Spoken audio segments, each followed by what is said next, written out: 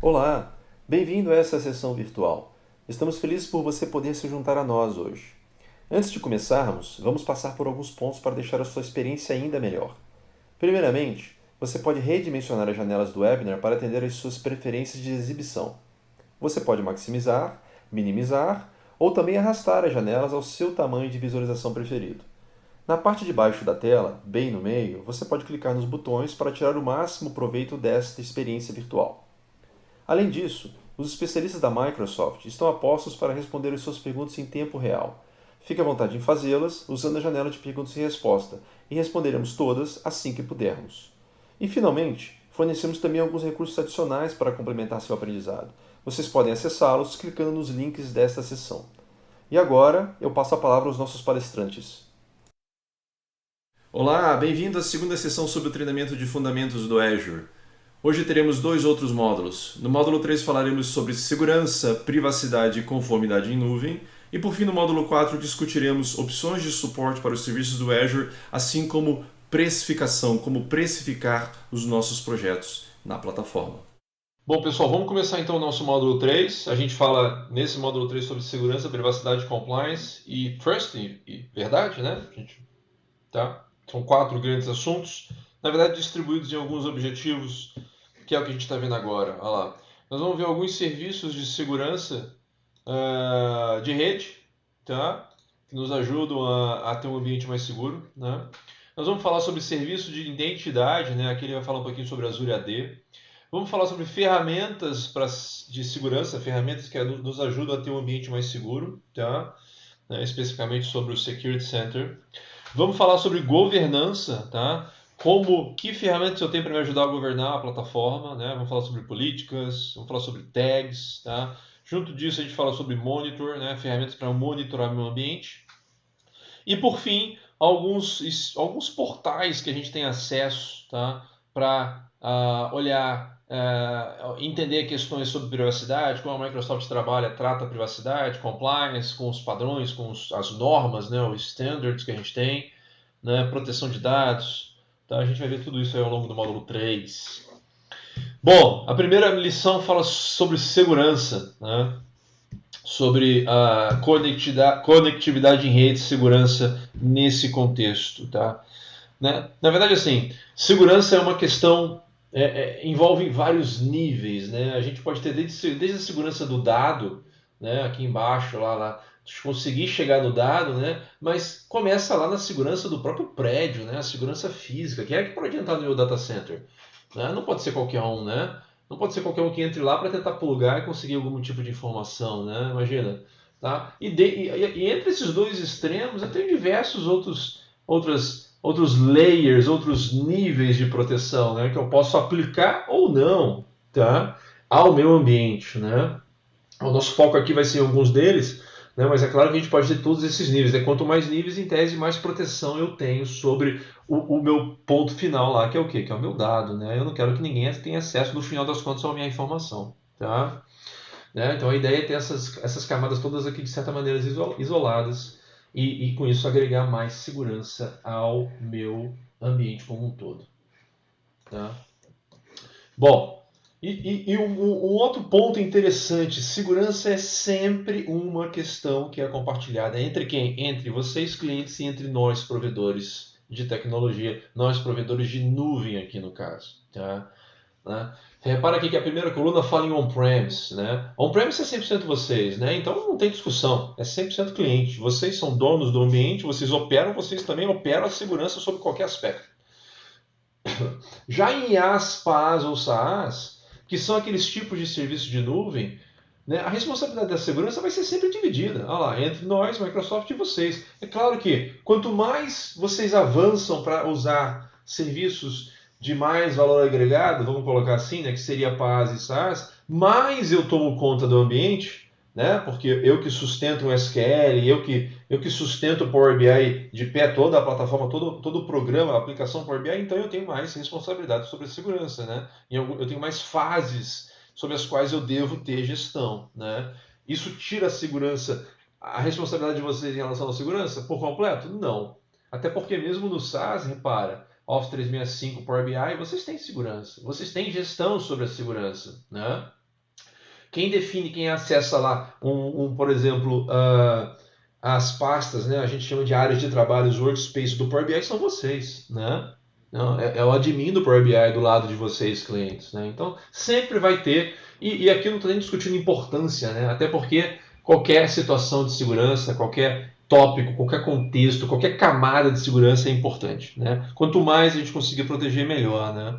Tá, então, não entrando no mérito do que é mais importante ou não, até porque para mim não tem, né? Eu diria que todas são importantes. Aqui a gente está só mostrando que, a depender do tipo de serviço que vocês usam, vocês vão ter mais ou menos esforço do lado de segurança. Tá? Bom, vamos olhar aqui alguns serviços que a gente tem, que a gente pode provisionar no Azure para nos ajudar quanto à segurança. Primeiro deles, Azure Firewall, Firewall do Azure. Isso aqui é um Firewall as a Service, é um serviço de firewall que vocês podem pagar pelo uso. Né? É uma opção para vocês fazerem deploy desse firewall lá nas redes virtuais, nas VNets, né? Para proteger as VNets. E vai trabalhar como o firewall tradicional trabalha, criação de regras, né? Permitindo ou negando que aquele tráfego passe a depender de onde está vindo, do IP de origem, né? Enfim, com a intenção de proteger a sua rede contra eventual tipo de tráfego que você não quer que chegue, que não quer que passe, né? Você vai poder criar suas regras de entrada, as regras de saída, que são os outbounds, tá? O interessante desse firewall como serviço já tem alta disponibilidade embutida, você não se preocupa com isso, tá? E já tem também escalabilidade restrita, independente do fluxo de tráfego que chegar na sua rede, o Azure Firewall vai tratar e vai processar essa informação, né? Tá? Eu digo que é uma opção porque vocês podem preferir, absolutamente também razoável, quererem usar um appliance de firewall virtual, a gente chama de NVA, né? Network Virtual Appliance, que tenha do mesmo fornecedor do firewall que vocês usam no ambiente on-premise. Né? É só ver se está disponível lá no Azure como serviço e usar. Também pode ser possível. Tá? Então, por isso que eu digo que isso aqui é opcional. Agora, é claro, não deveria ser opcional o uso de firewall na VNet. Né? Você tem que usar de alguma maneira, proteger a sua rede, tá? Ou as suas redes virtuais lá no Azure, assim como você protege on-premise. Né? Tá? O Azure Application Gateway, lembra dele? Que é aquele load balancer da camada 7, camada de aplicação. Ele também tem um firewall dele, que a gente chama de WAF, Web Application Firewall, tá? Proteção para suas aplicações web direto. Assim como tem outros tipos de firewall que a gente não está falando aqui, né? Seria um pouco mais de detalhe, por exemplo, na conta de storage, um pouco mais de detalhe nos bancos de dados. Todos esses serviços, esses repositórios têm firewalls que a gente chama de firewall de IP, né, ou de rede. Você consegue, no próprio serviço, limitar quem é que vai acessar aquele serviço, aquele banco de dados SQL, ou Cosmos, ou aquela conta de storage. Você pode, por exemplo, setar, só quero que quem venha, o request que venha através desse IP vai conseguir acessar e você exclui todo o resto. Tá? Dá para fazer esse tipo de coisa também. Bom, o segundo serviço que a gente vai ver é o DDoS Protection, né? Proteção contra ataque de negação de serviço, né? A gente chama de DDoS, tá? Ataques que tentam derrubar o seu site, né? O seu recurso, né? Ataque massivo, né? Acho que todos já devem ter ouvido falar desse tipo de coisa. Isso já saiu até na mídia, né? Sobre um ataque que derrubou aquele site, enfim, aquela empresa, o site ficou fora do ar um tempão, né? Por conta desse tipo de ataque.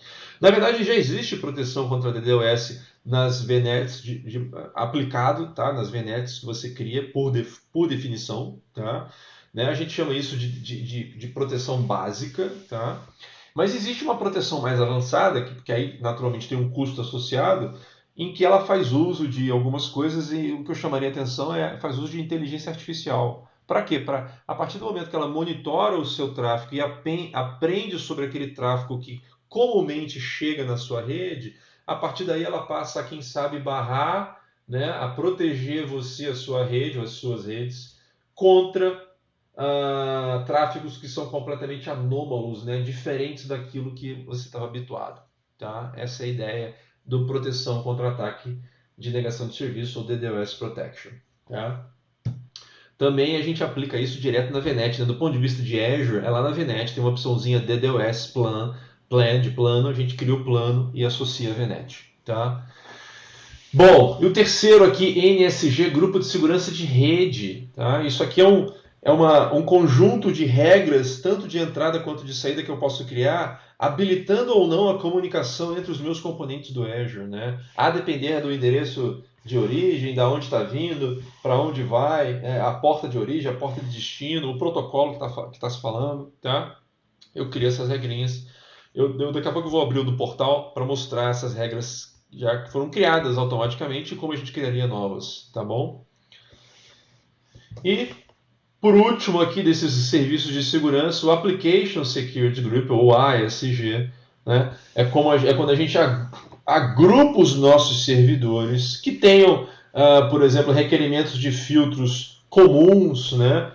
Ou portas comuns. Eu quero agrupar esses servidores para aplicar as minhas regras, as minhas políticas de segurança de maneira comum, né? De maneira mais agrupada, tá? É como eu faria, para não ter que fazer esse servidor a servidor, eu posso agrupá-los nos que a gente chama de ASGs. Tá?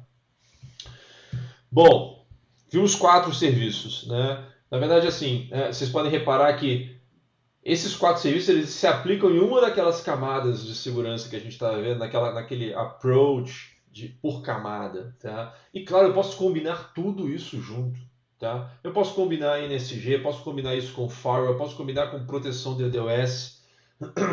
Tá? Repara, na camada de perímetro, né, a gente protege as fronteiras da nossa rede. O que eu aplicaria na camada de perímetro? Proteção de DDoS e Azure Firewall. Então a gente estava vendo esses dois aqui. Na camada de rede, propriamente dito, que vai permitir ou não o tráfego passar entre recursos da minha rede, eu trabalho com o quê? Com os NSGs, permitindo que o tráfego saia ou entre via regra de entrada ou regra de saída. Tá? Né? Que é isso que eu quero mostrar para vocês no walkthrough, como é que a gente cria uma regrinha, né? Como é que a gente dita uma regra já existente. Né? Eu vou aproveitar para mostrar isso para vocês. Tá? Então eu vou para o portal. Então, pessoal, de volta ao nosso portal, né, eu quero mostrar para vocês aquelas regrinhas, as NSGs que eu falei. Né? Eu devo ter um NSG aqui criado. Ó, vamos olhar aqui, ó, eu estou no meu AZ900, que é o meu Resource Group. Vamos dar uma olhada aqui ó, nos meus componentes. Olha lá, eu tenho 24 recursos. Tá? Né? Quero ver até se eu tenho algum escondido aqui. Olha lá, tenho 4 escondidos, mas enfim, não preciso mostrar os escondidos. Vamos procurar o NSG aqui, ó, Network Security Group. Está aqui, VM3, e deve ter do VM2, deve ter do VM4. Né? Vamos clicar no VM3 e NSG, tanto faz, tá? Se é NSG do 3, do 4. Quando eu criei aquela VM, ele criou para mim o NSG e associou o NSG à placa de rede. Né? Olha aqui, ó, esse é o NSG. Olha as regras aqui, ó. Tá? Aqui, vamos clicar aqui em Inbound Security Rules para ficar mais só para a gente ver só as regras, para não ficar tão poluída a tela. Olha lá, aqui estão as regras de entrada. Tenho regras default, são essas 3 de baixo, ó, eu posso escondê-las. Ao mesmo tempo, não posso apagá-las, né? Esconder só para tirar, porque é default, a gente sabe que já tem, tá? Estão por último, né? Olha lá, execução por último, né? As primeiras estão aqui. Tá? Essas são as 4, ele criou para mim automático, né? Eu poderia ter criado na mão se eu quisesse. Quando que ele criou? Quando eu pedi para ele deixar essas portas abertas. Que portas? 80, 443, 22, 3389, que são dessas. Se eu quero acessar a máquina via RDP, a porta 3389 tem que estar aberta. Se eu quero acessar via HTTP, a porta 80 tem que estar aberta. Né? Então, repara, eu poderia deletar essas daqui, tá? Olha lá, delete. Né? Ou posso criar novas aqui. Ó. Vamos clicar em Add só para a gente ver. Olha lá. O que ele criou para mim foi adicionar qualquer fonte, qualquer porta, para qualquer destino. Que porta? Aí foi na 3389, foi na 80. Qual é o protocolo? Né? Se eu permito ou nego. Né? E qual é a prioridade? Né? Quanto menor a prioridade, ele entra antes aqui. Né? Tá? Aqui tem o nome e a descrição, só isso. Tá? Aí aqui eu posso escolher algumas coisas, né? Algum IP, eu quero cravar algum IP específico. Tá? Né, setar algum IP específico, ou ainda usar o Application Security Group, né, que é aquele grupo de servidores. Tá? Joia, então isso aqui seria, olha lá, criação de regra de entrada, vou cancelar aqui, é a mesma coisa para a regra de saída, olha lá, outbound, a mesma coisa. Tá? A diferença é que outbound não tem nenhuma regra criada, né? Aquelas regras que eu criei e que o sistema criou para mim quando eu criei a VM são regras para entrar, né? Não para sair. Tá? Olha aqui, interface de rede. Esse NSG está linkado à interface de rede, quer ver? Olha lá. Aqui interface de rede 3473, que está onde? Nessa VM3. Poderia estar associado à subnet também, mas não está, quer ver? Não vai ter nada aqui, ó. Olha lá. Poderia estar associado. Poderia associar os dois, né? Geralmente a gente não recomenda associar os dois, porque pode gerar conflito, né? Porque se eu associo a subnet, a interface de rede, eu posso ter algum tipo de conflito, né? Se eu nego na subnet, mas autorizo na interface de rede, né? Eu posso me perder nesse tipo de coisa. O ideal é que eu associe somente a um, tá? Joia, isso são os NSGs, ou Network Security Groups. Então, eu posso ter vários associados às subnets ou às NICs, que é a placa de rede, a interface de rede. Joia? Vamos voltar então para o conteúdo, para a gente dar andamento lá no módulo 3. Bom, pessoal, continuando então o módulo 3, vamos para a próxima lição que fala sobre serviços de identidade. Tá? Então a gente vai falar aqui um pouquinho sobre Azure AD, né? O que o Azure AD traz para a gente. Tá? Antes de entrar, de mostrar efetivamente o Azure AD, eu queria discutir com vocês dois conceitos que são importantes para esse entendimento. Tá? Conceito de autenticação e autorização, né? Que repara que tem uma diferença. Tá? A autenticação é a ação de identificar uma pessoa ou mesmo um serviço, né? Podemos só trabalhar com pessoa, tá? Mas é a ação de identificar essa pessoa que está buscando acessar alguma coisa. Ou seja, quando eu tentei entrar no meu portal do Azure, que é uma aplicação da Microsoft, eu consigo entrar? Se eu tenho as credenciais, consigo entrar, né? Tá? Então eu consigo me autenticar no ambiente. Isso significa que eu estou autorizado a fazer alguma coisa? Não necessariamente. Então, a autenticação é uma coisa e a autorização é outra, né? Que vem depois.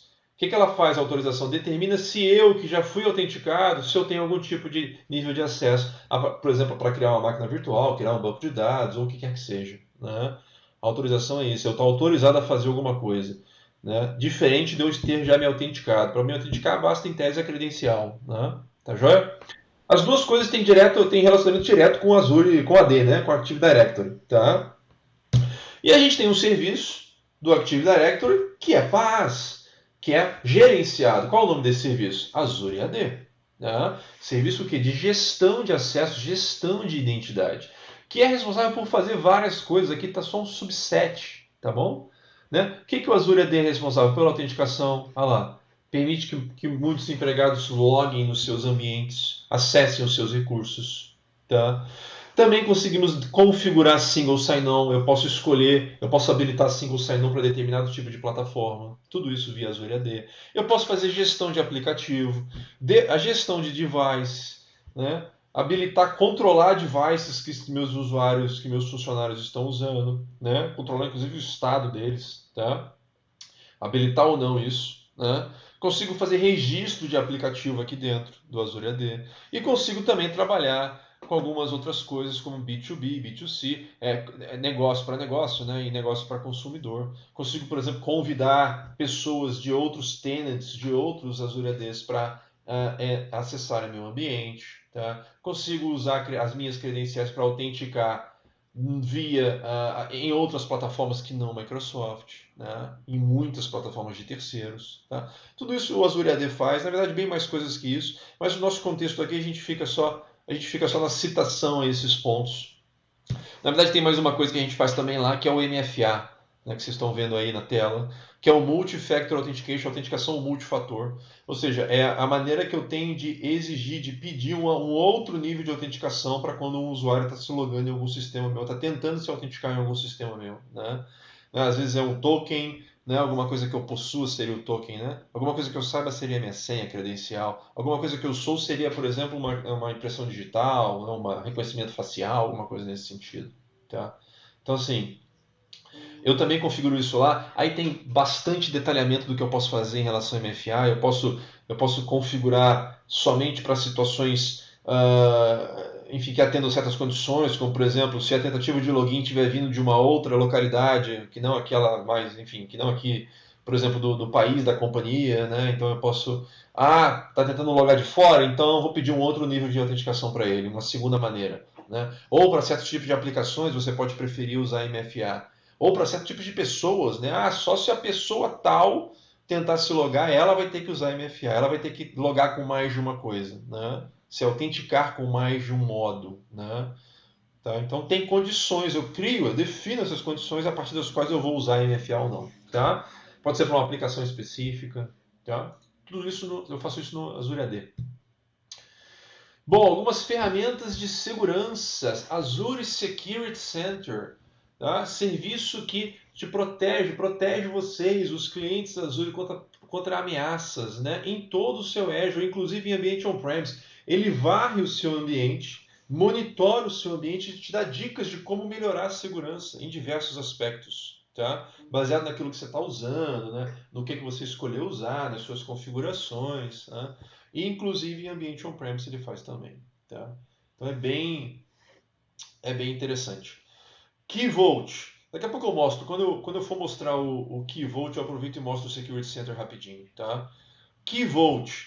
Local central para você armazenar tudo do que diz respeito a certificados, segredos, chaves, credenciais. Né? Ele é um serviço baseado em um hardware específico de segurança, né? Um módulo específico de segurança. É no Key Vault que você vai guardar uma credencial do seu banco, ou a chave, alguma coisa assim. E você vai fazer a sua aplicação, pegar essa informação do Key Vault e conseguir acessar o tal banco de dados, o tal storage. Né? Tá? A gente usa o Key Vault para isso. Vamos fazer uma demonstração rápida do Key Vault? Aproveita e abro o Security Center como eu prometi.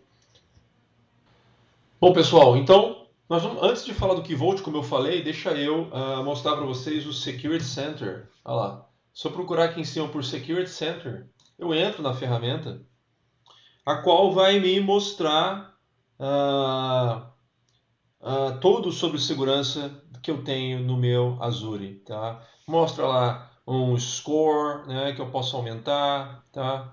Né, que eu posso trabalhar na pontuação, para quê? Para ter uma garantia de maior segurança. Repara que eu tenho recomendações de alta severidade e média severidade. Onde é que eu vejo tudo isso? Aqui em específico, olha lá, nesse Resource Security Higiene, né? Olha lá, ele está quebrado aqui, né, por Compute, Rede, IoT Hub, Data Storage. Vamos ver Data Storage. Vai me dar dicas, vai me falar sobre várias coisas de segurança, o que em SQL, em conta de storage, tá? Olha lá, tem um monte de coisas aqui, né? Olha lá, recursos que falharam no check dele. Olha lá, 3 SQLs, 4 SQLs databases, 1 data lake. Aqui, esse aqui passou tudo, ó. Né? Ó, essa aqui tem uma conta de storage, olha lá, deveria estar com firewall configurado. Tem um monte de coisa aqui. Eu posso, se quiser, clicar em Quick Fix e já ir para consertar esse possível, vamos dizer assim, vamos chamar de gap de segurança. Tá? Aqui em cima está quebrado só, né? Quebrado pelos tipos de recursos que ele varre. Aí, olha lá, se eu for em IoT Hub, será que eu tenho alguma coisa? Só se tiver no IoT Hub que eu subi, né? Ah, tem alguma coisa lá. Log diagnóstico deveria estar habilitado. Não está no IoT Hub que eu subi hoje com vocês. Tá? Olha lá, em network, em rede vai ter bastante coisa também. Né? Olha lá. Tá? Então tem N coisas aqui. Isso é o Security Center. Tá? Né? E naturalmente, olha lá, se eu clicar em recomendações, posso ver também a questão de política de segurança. A gente vai falar de políticas um pouquinho mais à frente, tá? Mas aqui também ele tem as questões das políticas. Tá? Ah lá, posso melhorar a minha pontuação como? Né? Avaliando esses tópicos de controle aqui todos. Né? Que ele já chamou a atenção para mim que eu tenho vários recursos não saudáveis, né? Unhealthy não saudáveis. Tá? Joia, isso seria isso seria o Security Center. Bom, eu falei que a gente ia criar o Key Vault, né? Então vamos criar o Key Vault. Olha lá, Key Vaults, eu vou procurar. Eu não sei se eu tenho algum, eu creio que não tenho nenhum, então vamos criar um Key Vault. Olha lá, vou adicionar um novo. Para adicionar um novo, olha lá, ele tá carregando a telinha. Vamos botar no Resource View que a gente está usando, né? Olha lá, deixa ele carregar. É o AZ900. Tá? Qual o nome do Key Vault? Vamos chamar de AZ900, né? Eu estou chamando tudo de AZ900. Então vamos chamar de AZ900. Não posso. Já foi, tá vendo? Está sendo usado. Ou ainda está reservado e está em momento de. Está em situação de soft delete, né? Que é um tipo. Vamos ver aqui, training. Olha lá, passou. Então beleza. East to S2, como sempre. Eu vou deixar tudo padrão aqui, ó, o soft delete, né? Alguém está usando as 900 e pode ter deletado, mas ainda está em período de soft delete, né? Nos tais tantos dias que ele deixou. Vamos clicar em Create, né? Eu vou passar a deixar todo o default mesmo e vou clicar em Revisar e Criar. Ele valida. Criar, vamos lá. Bom, pessoal, o deploy está completo. A gente pode olhar por aqui, ó. Vamos olhar lá no nosso aviso lá, ver se realmente a mensagem aparece ali. Eu clico aqui em Go to Resource. Vamos ver se ele me leva para lá. Vamos dar uma olhadinha no nosso Key Vault, tá? Ah lá, eu tenho um DNS para ele, tá? Eu tenho o nome do Vault, né? Cadê o nome do Vault? AZ900 Training. Esse é o DNS, deixa eu copiar. Tá? Aqui embaixo, olha aqui, as chaves, segredos, certificados, né? Tá tudo aqui o que eu posso criar, o que eu posso fazer uso, né? E vamos adicionar um segredo aí, né? Vamos clicar aqui em Secrets, por exemplo. Tá? Só para simular, né, como a gente criaria alguma coisa aqui para alguma aplicação usar, né? Ah lá, vou clicar em gerar e importar, né? Posso gerar, eu posso importar um novo segredo. Vamos colocar qualquer coisa na mão, tá, gente? Né? Olha lá, manual, tá? Qual vai ser o nome? Example. Tá? Exemplo de senha, tá? Qual é o segredo? Vamos copiar, vamos aproveitar para copiar qualquer coisa aqui, ó. Isso aqui, por exemplo, ó. Tá? Isso aqui eu não preciso, não vou botar não vou marcar nada disso de ativar data para ativar ou para expirar. Eu vou clicar em Create.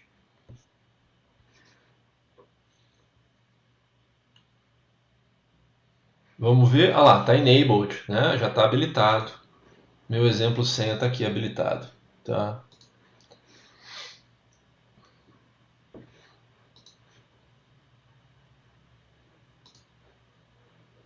Então, quando eu clico nele, olha lá, repara que eu tenho o identificador do meu segredo. Ó. Lembra do meu.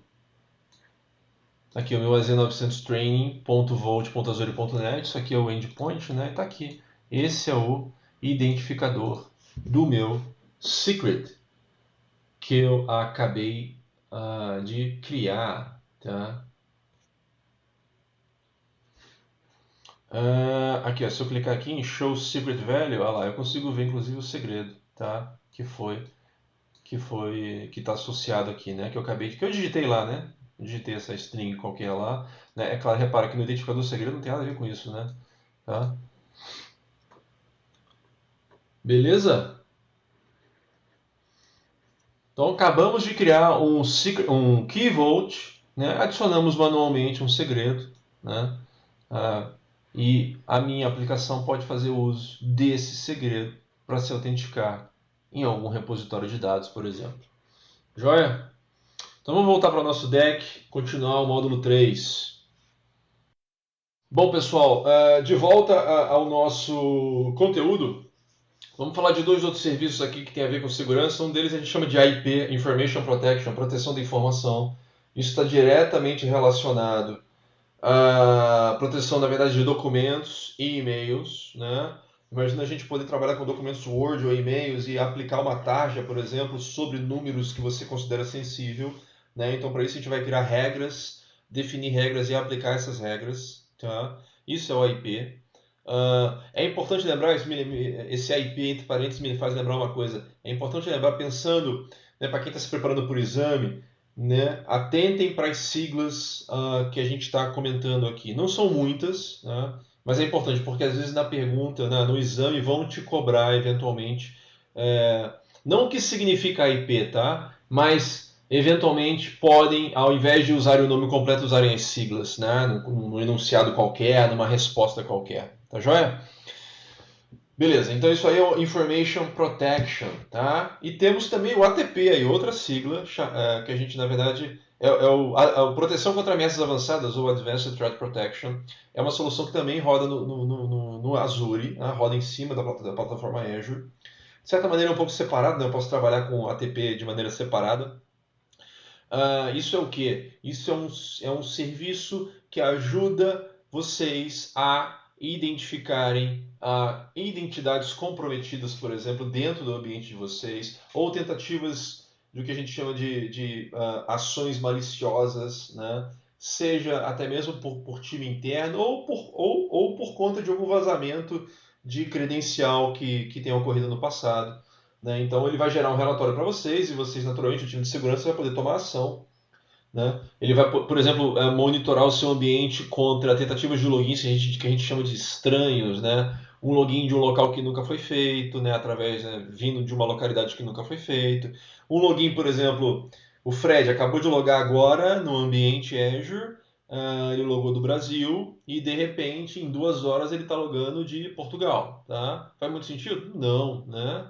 Eu não pode estar vindo uma tentativa de login de Portugal com uma distância tão grande em 1 hora ou 2 horas, né? Então eu já posso barrar o login, na verdade eu posso inclusive bloquear esse usuário, né? Exigir troca de senha, troca de credencial. De alguma maneira a credencial aparentemente foi vazada, né? Tá? Então isso é o que a gente chama de identidade comprometida ou tentativa de ações maliciosas de dentro mesmo, né? Tá? Tem um portal só para o ATP, para você monitorar, para ter esse relatório. Né? Isso também faz parte de um pacote de segurança da Microsoft e naturalmente roda em cima de Azure. Tá? Tem ATP hoje em dia, inclusive, para bancos de dados, exclusivo para bancos de dados. É uma feature extra para os nossos bancos as a service. Tá? Bom, seguindo no conteúdo, vamos entrar na próxima lição que fala sobre governança. Tá? Primeira coisa, talvez a mais interessante aqui, né, a mais extensa, né, a mais completa a gente fala sobre políticas. Né? Existe um serviço no Azure chamado Azure Policy, que permite vocês criarem políticas que vão ajudar vocês, como administradores do Azure de vocês, a organizar a casa, né? A não permitir que todo mundo faça tudo em qualquer lugar, por exemplo. Tá? Então imagina, vocês podem criar políticas de localização, criar políticas de tamanho, criar políticas de segurança, criar políticas de documentação. Tá? Né? Então, imagina criar uma política que permita aos seus funcionários somente criar objetos, somente provisionar recursos numa certa região. Dá para fazer esse tipo de coisa. Ou somente criar recursos de um certo tamanho. Né? Todo mundo pode criar máquina virtual. Legal, pode, mas só vai poder criar máquina virtual do tipo A, B e C. Né? Ou, por exemplo, só vai poder criar o SQL se habilitar a criptografia. Tá? Ou só vai poder criar os ambientes, qualquer que sejam, se popular as tags. Tem um monte, tem mais de 440 políticas built-in, ou seja, construídas, além das que você pode eventualmente customizar. Tá? Aqui está só a sequência de atividades, né? A gente cria a definição da política, faz a associação ao recurso, eu vou mostrar no portal para vocês. Eu posso associar uma política a um resource group, ou posso associar uma política à subscription inteira. Né? E aí todo mundo que tiver, todo mundo que tentar criar alguma coisa naquela subscription vai ter que respeitar a política. Né? Eu posso deixar a política mandatória ou não, né? Assim, obrigar que aquela política seja obedecida ou não. Depois eu posso gerar relatórios de compliance. Tá? E iniciativas nada mais são do que agrupamento de políticas. Né? Quando eu tenho mais de uma política que eu quero agrupar, que eu quero aplicar ao mesmo recurso, ao mesmo resource group, à mesma subscription, eu crio uma iniciativa, coloco as políticas dentro da iniciativa e aplico, na verdade, a iniciativa e não as políticas uma a uma. Tá? É exatamente isso. Vamos dar uma olhadinha, vamos fazer um walkthrough de políticas? Vamos lá no portal, dar uma olhada? Bom, pessoal, na nossa demo de políticas, né, eu vou procurar por políticas aqui no meu portal. Olha lá, policies, tá? Olha lá, policies, digitar policy eu consigo acessar, tá? Aí aqui eu tenho os assignments, olha lá. Eu tenho as definições, né? Eu poderia procurar por 400 e tantas definições, ou faço já o assignment aqui, tá? Que é o quê? Escolher alguma política e associar a algum escopo, né? Que no caso eu vou associar ao meu resource group, ao meu aqui em assign policy. Eu vou associar a minha subscrição inteira, tá? Olha lá, é o escopo, olha lá. Em que nível eu quero associar a tal política? Vai ser no nível da minha subscrição, que é essa aqui que eu estou usando, olha lá. Tá? Poderia ser um resource group qualquer, tá? Eu poderia fazer um drill down aqui no resource group em questão. Tá? Qual a política que eu vou buscar? Vamos buscar uma de localidade. Tá? Vamos buscar uma de localidade. Ela tem 445, tá vendo? Location. Olha lá, Azure e Cosmos somente algumas localidades. Allowed locations, ó. Vou clicar em Select nessa. Poderia fazer dar um nome para ela, poderia descrever, quero obrigar, legal. Vou clicar em revisar e criar.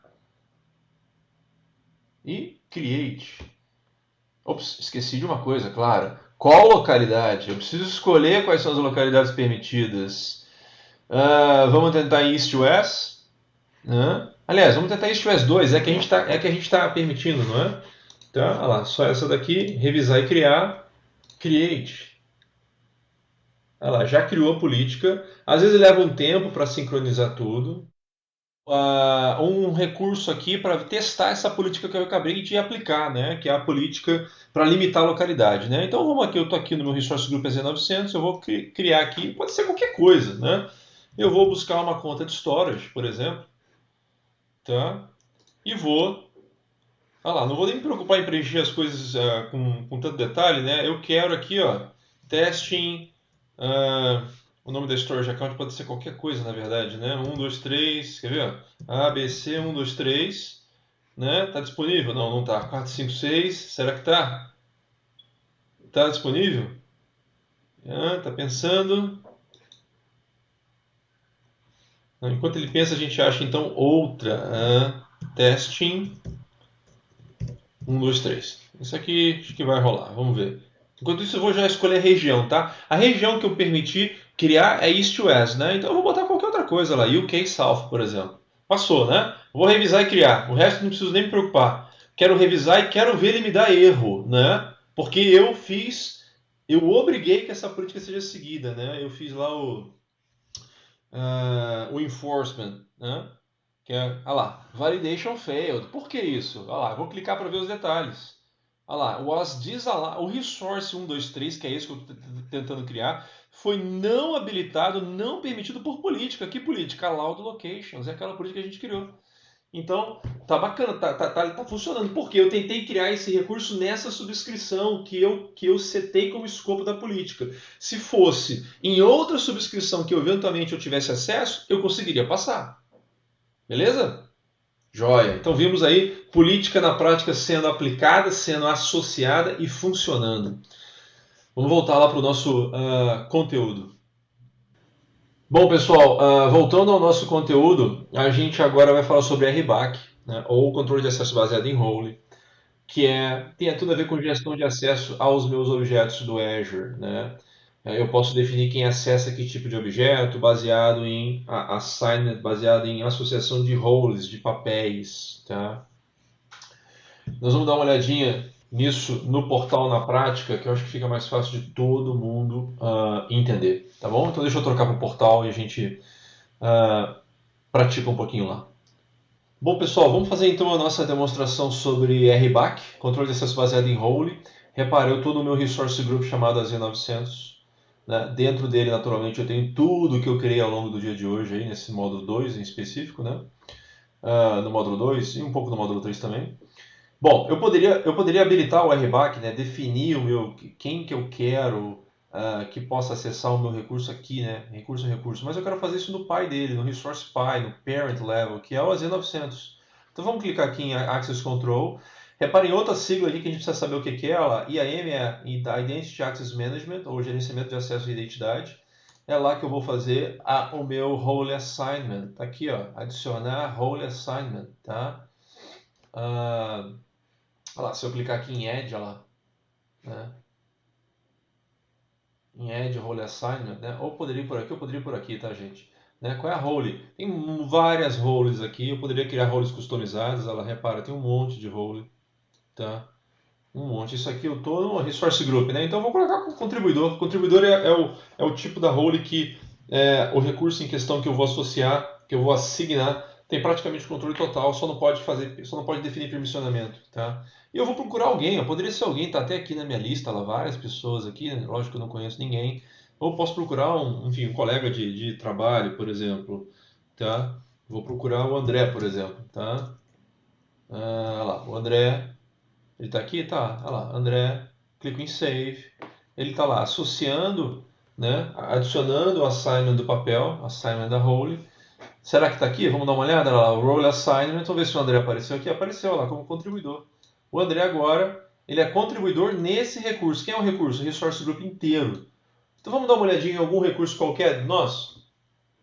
Vamos dar uma olhadinha, sei lá, nessa conta de storage aqui, ó, Training 2, né? Ou, não sei, ou na máquina virtual, VM2, qualquer que seja. Tá dentro do Resource Group que eu acabei de definir, né? Então, olha lá, vou lá em Access Control, vamos ver se o André está lá, Role Assignments, tem que estar. Olha lá, André Vital, User, contribuidor, que foi o que eu fiz, como que? Ele foi herdado, olha lá, Inherit é herdado, herdou do pai. Que pai? Resource Group. Quem é o Resource Group? É a Z900. Tá? Então, notem, se a gente faz no nível acima, né, os que estão abaixo vão herdar, tá bom? Sempre assim. Joia? Isso é a demonstração rápida aí de assignments de RBAC, controle de acesso baseado em role. Tá joia? Vou voltar então para o slide, para a apresentação, para a gente seguir de lá o próximo conteúdo. Bom, pessoal, seguindo o nosso conteúdo, a gente vai falar agora sobre Resource Locks. Esse é outro conteúdo que eu gosto de mostrar direto no portal, tá? Porque fica bem fácil de entender. Para que são os locks? Locks são cadeados, né? Como se fossem... É tradução para cadeado, né? Tem dois tipos de locks que eu posso aplicar em vários tipos. Eu posso aplicar em qualquer recurso, eu posso aplicar no Resource Group, eu posso aplicar também na subscription inteira, na assinatura inteira aqui, ó. Ou no recurso individual, ou no Resource Group, ou na subscription. Tá? Ele protege o que? Esse cadeado é para quê? Para me proteger contra deleção acidental, se eu escolher o Cannot Delete. Ou, na verdade é Delete, se eu não me engano o nome lá, a gente faz um double check. E me protege contra modificações, é o Read Only. Joia? Vamos dar uma olhadinha no Resource Lock? Então vamos voltar lá para o portal e a gente vai fazer a demonstração sobre Resource Lock. Então, pessoal, de volta ao portal, nós vamos fazer a demonstração de Resource Lock dos cadeados. Tá? Repara, eu estou no mesmo ambiente, no mesmo Resource Group chamado Z900. Tem lá meus componentes todos. O que eu vou fazer? Eu vou aqui em Resource Group, olha aqui, Locks. Qualquer recurso tem lock. E o Resource Group também tem. Então eu vou clicar aqui em Lock. Tem algum lock aqui? Nenhum. Vou adicionar um lock. Qual lock? Posso dar um nome qualquer lá, Z900 Testing. Tá? Legal? Qual o tipo de lock? Delete, né? Por isso que eu falei que era delete, né? Cannot delete, né? Mas é lock contra deleções e lock contra modificações, por isso read only. Lá, vou colocar um delete. Isso aqui é uma note para documentação apenas, tá? Então, vai lá. Ok. Vai querer aqui, ó. Meu AZ testing está criado. Ele é um lock do tipo delete. Agora, se eu vier aqui em overview e tentar deletar esse resource group inteiro, ó lá, delete resource group, ele vai deixar? Não, né? Olha lá, vou repetir o nome e delete. Olha lá, the resource group is locked and cannot be deleted. Não pode ser deletado. Joia? Porque tem um lock. Legal, vamos entrar em algum recurso desse aqui, ó. Vamos entrar de novo na VM2. Vamos ver se tem lock. Será que eu consigo deletar a VM2? Vamos ver se tem lock nela aqui, ó. Locks. Ó. Olha lá, tem um lock que ele está herdando do parent, do pai. Então eu não posso nem deletar o lock daqui, porque ele não deixa, ele fala inclusive isso aqui. E eu também não consigo deletar o recurso. Porque tem um delete num recurso que está acima dele. Eu preciso voltar lá no AZ900, que é o Resource Group. Eu preciso ir lá em Locks. Eu preciso deletar o lock, delete, ele some. Aí sim eu conseguiria deletar esse Resource Group inteiro, que eu não vou fazer agora, né? Ou conseguiria ir lá na minha máquina virtual em questão, olha lá, VM2, olhar os locks e não tem mais lock nenhum lá. Aí eu vou conseguir deletar essa máquina também. Joia? Isso aqui é lock. Tá? Então eu posso aplicar lock, de novo, no Resource Group que eu acabei de fazer, nos resources individuais ou na subscription que está acima do Resource Group. Certo? Joia? Então vamos voltar para o nosso conteúdo para dar andamento lá no módulo 3.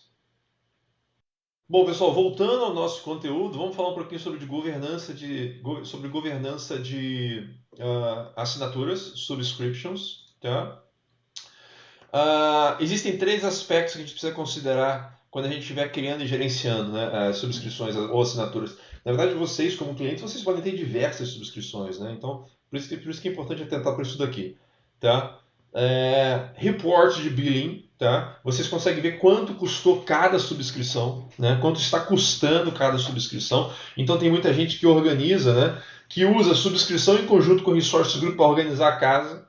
Né? Então imagina, eu posso ter uma empresa que está criando subscrições, uma para cada área da empresa, e dentro de cada área, aí sim criam-se os resource groups, dentro naturalmente de cada subscrição. Tá? Então é uma maneira que, em conjunto com o resource group, ajuda vocês a organizarem a casa. Tá? Controle de acesso, tá? Serve como fronteira também para controle de acesso. Né? A gente acabou de ver no RBAC que eu poderia habilitar o RBAC e definir quem tem acesso sob que role, com que role a algum recurso meu. Isso pode ser feito na subscrição também. Tá? E os filhos, né? Os recursos que estão lá dentro vão herdar. Tá? Então eu consigo limitar quem acessa o que também através de subscrições se eu quiser. E limites, né? Eu posso, se quiser, criar limites dentro das subscrições sob o aspecto de tanto financeiro, tá? Né? Aí, na verdade, eu chamaria isso de limite virtual. Eu posso colocar limites financeiros para que eu fique fazendo tracking de quanto cada subscrição está gastando, limite virtual e financeiro. Não é físico porque eu não vou botar um limite em que eu simplesmente, se atingir, pare de executar aquele serviço, né? Eu poderia desabilitar uma aplicação qualquer que está rodando lá, não faz o menor sentido, né? Então, por isso que eu chamo de virtual. E também tem limites de objetos que a gente pode criar por subscrição, tá? Cotas, né? Cada subscrição, por exemplo, pode criar 250 contas de storage. Pode criar não sei quantas VMs com não sei quantas vCPUs, tá?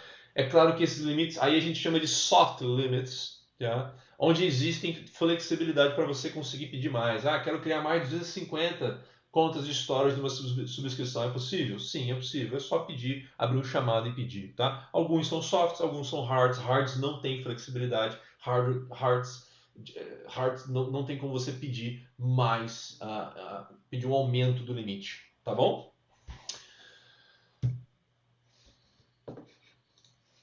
Bom, seguindo aqui, vamos para a próxima lição que a gente vai falar sobre Azure Monitor. Tá? Para monitorar, uma das coisas que a gente também olha, né, para monitorar e para reportar em cima dos recursos de Azure é o que? As tags. A gente não falou de tags até agora, mas a gente já passou por elas, mas acabou não preenchendo. Né? Tags são objetos que nos ajudam a criar documentação, metadados sobre qualquer coisa que você crie, né? Qualquer coisa que você provisione. Tá? Né? É uma espécie de base de chave-valor. Você cria a chave, que é a sua tag, e popula a sua tag com o valor. Né? Como exemplo que ele está dando aqui, ó, imagina, ele criou um resource group, ele colocou uma tag. Quem é o owner? É o Joey. Quem é o departamento? É o marketing. Quem é o ambiente de produção? Poderia ser dev, por aí vai. Né? Poderia ser outra área, poderia ser outra pessoa. E poderia ser outra tag. A gente pode criar 50 tags por objeto, para cada objeto que você provisiona. Tá? Eu quero mostrar isso a vocês na prática, numa demonstração rápida aí de tags. Vamos lá para o portal.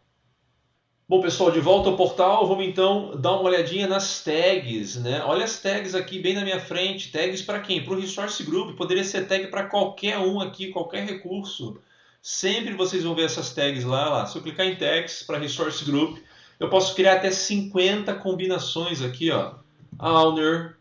Eu posso criar um outro e chamar de projeto. Eu posso criar um outro e chamar de ambiente. Tá? Quem é o owner? Sou eu, é o Fred. Ela já está aqui, ó, Fred. Quem é o ambiente? Dev. Quem é o projeto? XYZ.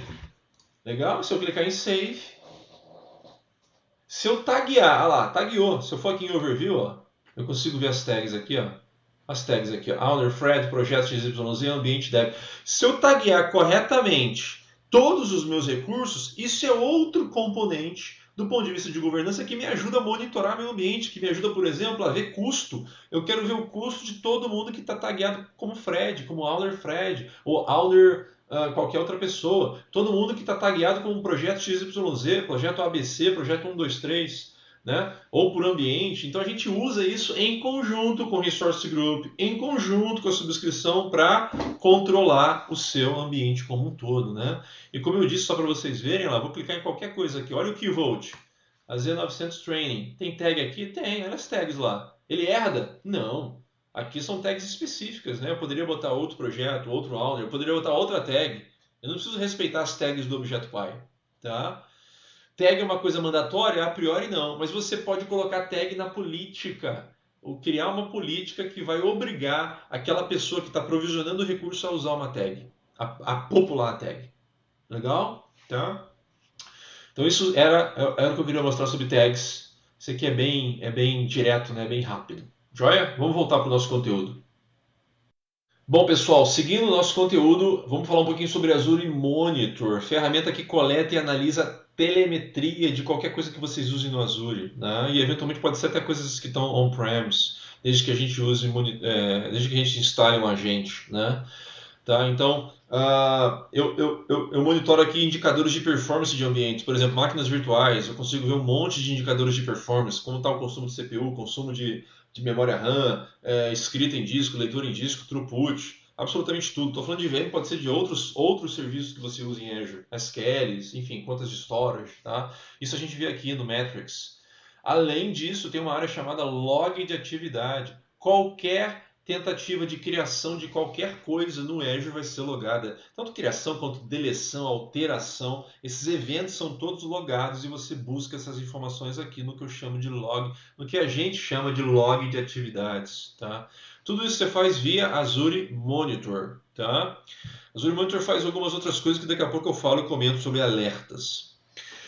Outro ponto interessante para vocês avaliarem a saúde dos serviços de Azure que vocês estão usando. Buscar informação aqui sobre a saúde do serviço. Né? Primeiro, tem um site chamado Azure Status. É uma visão geral de como é que está o Azure. Né? Esse eu quero mostrar para vocês direto no portal. Ó, se eu procurar aqui no browser por Azure Status, aqui é esse site daqui, ó. É uma visão global de como é que está o Azure, se está tudo bem, olha lá, verdinho, se está amarelo, se está com vermelho, que é crítico, por região. E você vê serviço a serviço. Porque imagina, você pode ter, por exemplo, um problema no App Service em uma certa região específica. Né? Tá? Então, assim, claro que tem serviços que são globais, né? Mas tem serviços que estão deployados região a região e, eventualmente, pode estar impactado somente numa região. Tá? Então, você vê isso através do Azure Status, é importante lembrar desses nomes, tá? E no slide a gente estava falando de Service Health, que a gente vê por aonde? Aqui, ó. Go to Azure Service Health. Ele vai abrir o meu portal. Vamos deixar ele abrir o meu portal? O portal do Azure, né? Ele vai abrir. Eu poderia procurar por aqui também, tá, gente? Pela aba que eu já tinha o Azure aberto, né? Era só procurar lá em cima Resource Health, tá? Desculpa, Service Health. E ele vai entrar onde? E me mostrar as issues que estão acontecendo no momento. Eu posso filtrar, só escolher os serviços que eu uso, só escolher as regiões que eu uso. Olha lá, né? Nos últimos 7 dias teve um problema no Databricks. Olha as regiões afetadas, 2 somente. Então, aqui um exemplo de que não afeta todo mundo. Né? Poderia ver o histórico, tá? Tem um histórico aqui, ó, Health History. Olha lá, histórico da saúde. A última semana, o último mês, vamos ver se tem alguma coisa. Sempre tem alguma coisa, né? Aí eu vejo detalhes, tá? Do que aconteceu, olha lá, aconteceu alguma coisa na SQL, algum incidente, né? Enfim, tá tudo vocês veem por aqui, updates, o que aconteceu, a análise de causa raiz, absolutamente tudo vocês têm acesso por aqui, tá joia? Isso, Service Health, saúde do sistema ou saúde do serviço, tá? Bom, aplicações para monitorar, aplicações e serviços, né? O Azure Monitor nos permite fazer algumas outras coisas, tá? Eu consigo monitorar aplicações com Application Insights, tá? Eu consigo monitorar como é que está a saúde da minha aplicação, né? Requests HTTP, enfim, para alguns contadores de performance, tá? Eu consigo criar alertas, olha os alertas aqui que eu falei que eu ia comentar. Imagina eu criar um alerta baseado em algum indicador de performance. Eu quero monitorar algum tipo de indicador, aí baseado em algum número, se atingir algum valor que eu defino, eu posso gerar um alerta. Eu posso acionar um alerta, né? Que vai ser o quê? Pode ser mandar um e-mail para alguém, pode ser disparar uma function, disparar um job, enfim, tomar alguma ação, automatizar esse processo, tá? Eu posso usar o próprio monitor para criar visualizações, para olhar gráficos dos meus indicadores de performance. Posso também usar o Power BI para isso. Tá? E posso integrar o Azure Monitor com eventualmente outros sistemas, né? Até mesmo de terceiros, que você vai conseguir acessar as métricas para poder visualizar como é que está a sua operação, a operação do seu Azure. Tá joia? Você tudo faz isso, o Monitor vai te ajudar a monitorar de qualquer maneira o seu ambiente, tudo que você usa de Azure.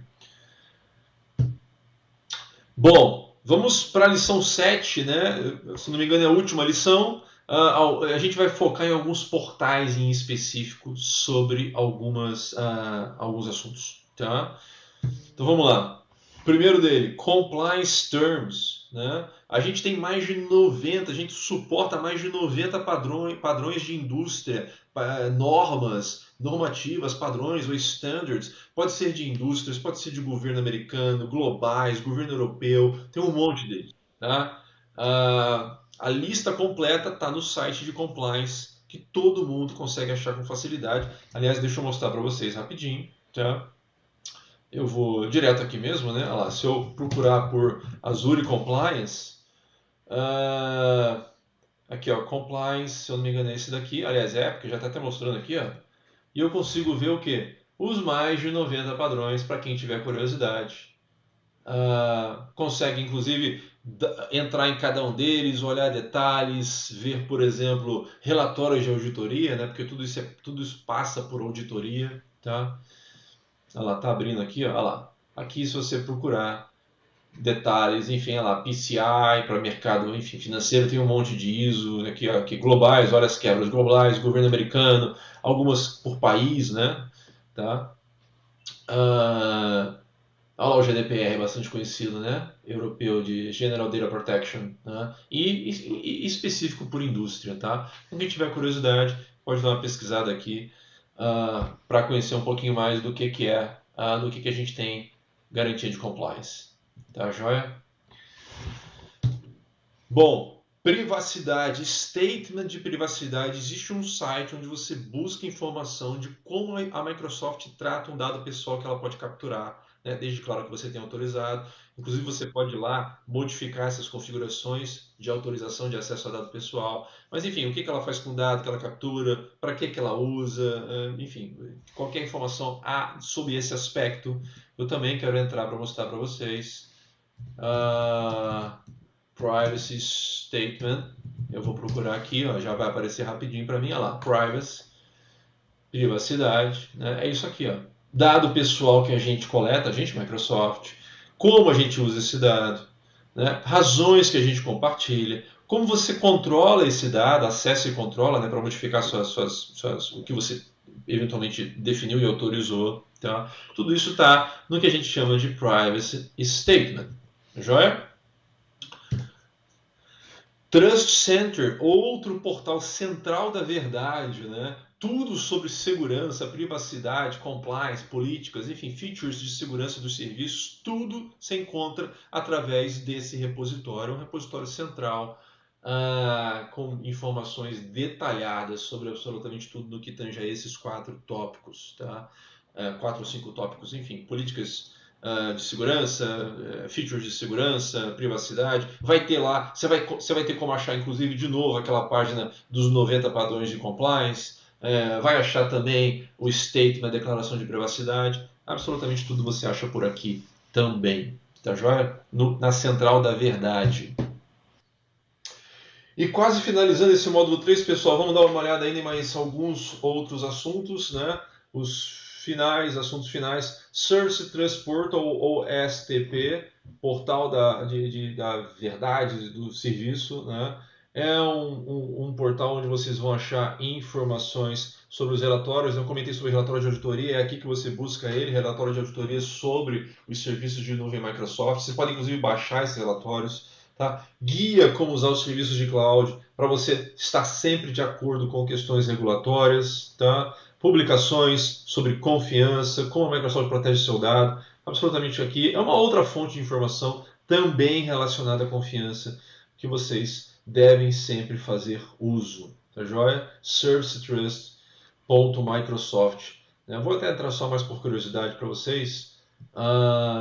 É esse site daqui, né? Se vocês procurarem no Bing por Service Trust Microsoft, vocês vão cair exatamente nesse portal. Olha os relatórios de auditoria que eu falei, tá? Enfim, aí tem todos aqui, né? Tá? PCI aqui, tá? Mercado financeiro é bastante famoso. Bom, voltando ao nosso conteúdo, gerenciador de compliance, tá?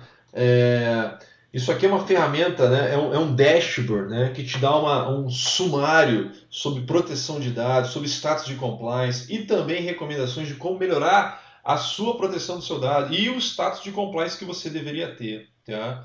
Então, assim, é bastante interessante. Te traz um score, né? Que baseado aí em questões de compliance que você deveria ter, vai te trazer um score, e aí você pode melhorar isso ou não, a depender das ações que você toma. Tá? Também tem um repositório seguro para você guardar coisas relacionadas a compliance. Enfim, é uma ferramenta útil também sobre o aspecto de compliance. Tá? Isso aqui também está disponível via Trust Portal. Tá joia? Temos que lembrar desse gerenciador de compliance. E Azure Government, serviços de governo, o que é isso? Na verdade, a gente tem, lembra daquelas 54 regiões de Azure? Algumas são específicas para o governo americano. Tá? Quando a gente fala government, parece government, não é government geral, é somente governo americano. Tá? Então são instâncias separadas, regiões separadas do Azure, né, separadas de qualquer coisa non-US. Tá? Então, assim, tem certos padrões, normas que que a gente é compliant aqui para essas regiões, específicas para o governo americano. Né? Para DoD, aqui é Departamento de Defesa, aqui tem a ver com tipo o Ministério da Justiça deles, né? Tá? Enfim, e alguns outros padrões específicos. Para quê? Para que eles, entidades federais do governo americano, eventualmente estaduais ou até municipais, possam também fazer deploy do que eles quiserem para dentro desses locais, tá? São isolados, não quer de maneira alguma misturar com qualquer outra coisa, com qualquer cliente que seja privado, tá? A gente também tem isso para a China, né? Tá? Para suportar questões regulatórias do governo chinês, tá? Ops, perdão que voltou, para suportar questões regulatórias do governo chinês. Tá joia? Também instância separada. Deixa eu mostrar para vocês, ó, só de curiosidade. Não, aqui ó, em regiões do Azure, né? Se vocês navegarem lá no mapa mundi, vocês vão ver que tem vários, lá, governo Arizona, governo Texas, governo Virgínia, governo, o que mais? DoD, Department of Defense, o Departamento de Defesa East, Central, e ainda tem mais algumas, olha lá, 3 localizações da região do Azure governo não são divulgadas, tá? Então tem mais região aí não divulgada por questões de compliance, por questões de segurança nacional do ponto de vista do governo americano. Joia? Então, voltando aqui para o nosso slide, na verdade esse era o nosso último tópico, tá? Governo, Azure, governo. Tá joia? Nós já entramos no módulo 4, que vai falar sobre precificação e que vai falar sobre suporte, opções de suporte.